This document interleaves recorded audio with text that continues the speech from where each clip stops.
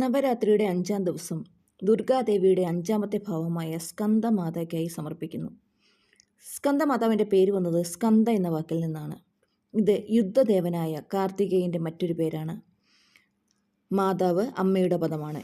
അങ്ങനെ സ്കന്ദമാതാവ് ഭഗവാൻ കാർത്തികേയൻ അല്ലെങ്കിൽ സ്കന്ദൻ്റെ അമ്മ എന്നറിയപ്പെടുന്നു. സ്കന്ദമാതാദേവിയെ തൻ്റെ ശിശുരൂപത്തിൽ ഇടത് കൈയിലൂടെയും വലത് കൈയിൽ താമരയും പിടിച്ചിരിക്കുന്നതായി ചിത്രീകരിച്ചിരിക്കുന്നു. സ്കന്ദമാതാവിന് 4 കൈകളും 3 കണ്ണുകളും തിളങ്ങുന്ന നിറവുമുണ്ട്. താമരപ്പൂവിൽ ഇരിക്കുന്നതായി ചിത്രീകരിച്ചിരിക്കുന്നതിനാൽ സ്കന്ദമാതാവിനെ പത്മാസനി എന്നും വിളിക്കുന്നു. പാർവതി, മഹേശ്വരി അല്ലെങ്കിൽ മാതാ ഗൗരി എന്നീ രൂപങ്ങളിലും സ്കന്ദമാതാവിനെ ആരാധിക്കുന്നു. ദേവിയുടെ ഇടത് ഭുജം തൻ്റെ ഭക്തർക്ക് കൃപയോടെ വരം പ്രദാനം ചെയ്യുന്ന ഭാവത്തിലാണ് ഇരിക്കുന്നത്. സ്കന്ദമാതാദേവിയുടെ കഥ വളരെ രസകരമായ ഒന്നാണ്. മഹാനായ രാക്ഷസനായ തർക്കാസുരൻ ഒരിക്കൽ തൻ്റെ മഹത്തായ ഭക്തിയാലും കഠിനമായ തപസ്സാലും ബ്രഹ്മദേവനെ പ്രസാദിപ്പിച്ചു എന്നാണ് ഐതിഹ്യം. തൻ്റെ അനുഗ്രഹം ചൊരിഞ്ഞ് തന്നെ അനശ്വരനാക്കണമെന്ന് അദ്ദേഹം ബ്രഹ്മാവിനോട് ആവശ്യപ്പെട്ടു. എന്നിരുന്നാലും മരണത്തിൽ നിന്ന് രക്ഷപ്പെടാൻ ആർക്കും കഴിയില്ലെന്ന് ബ്രഹ്മദേവൻ നിഷേധിച്ചു. എന്നാൽ തർക്കാസുരൻ മിടുക്കനായി പ്രവർത്തിക്കുകയും ശിവൻ ഒരിക്കലും വിവാഹം കഴിക്കില്ലെന്ന് കരുതി ശിവപുത്രനല്ലാതെ തന്നെ ആർക്കും കൊല്ലാൻ കഴിയില്ലെന്ന വരം ചോദിക്കുകയും ചെയ്തു. തർക്കാസുരൻ ഭൂമിയിലെ ജനങ്ങളെ പീഡിപ്പിക്കാൻ തുടങ്ങി. അവൻ്റെ ശക്തി നാശത്തിന് കാരണമാകുമെന്ന് ഭയന്ന് ദേവന്മാർ ശിവനോട് വിവാഹം കഴിക്കാൻ അഭ്യർത്ഥിച്ചു. പിന്നീട് ശിവൻ പാർവതി ദേവിയെ വിവാഹം കഴിച്ചു.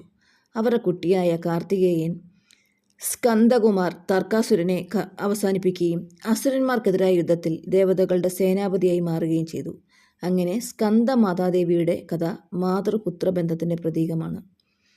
സ്കന്ദമാതാവ് ഭക്തന്മാർക്ക് രക്ഷ, ശക്തി, സമൃദ്ധി, നിധികൾ എന്നിവ നൽകുമെന്ന് വിശ്വസിക്കപ്പെടുന്നു.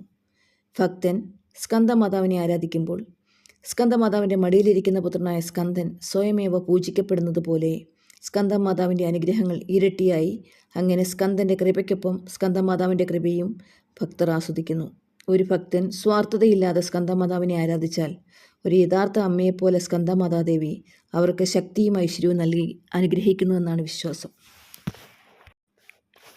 ഓം സ്കന്ദമാതായേ നമഃ ചൊല്ലാം. അതുപോലെ യാ ദേവി സർവഭൂതേഷു മാ സ്കന്ദമാതാരൂപേണ സംസ്ഥിത നമസ്തസ്യേ നമസ്തസ്യേ നമസ്തസ്യേ നമോ നമ. ഇങ്ങനെയുള്ള മന്ത്രങ്ങൾ ചൊല്ലാം. ദേവിക്ക് പുഷ്പങ്ങൾ, അതുപോലെ പൊട്ടാത്ത അരി, പൂക്കൾ, കുങ്കുമം, പഴങ്ങൾ എന്നിവയൊക്കെ നമുക്ക് അർച്ചിക്കാം. നെയ്വിളക്ക് കത്തിക്കാം. ഇതുപോലെയുള്ള വീഡിയോസിനായിട്ട് ചാനലൊന്ന് സബ്സ്ക്രൈബ് ചെയ്ത് ഓൾ എന്ന ഓപ്ഷൻ പ്രസ് ചെയ്താൽ ഞാനിടുന്ന വീഡിയോസിൻ്റെ നോട്ടിഫിക്കേഷനെല്ലാം നിങ്ങൾക്ക് ലഭിക്കുന്നതായിരിക്കും. Thanks for watching.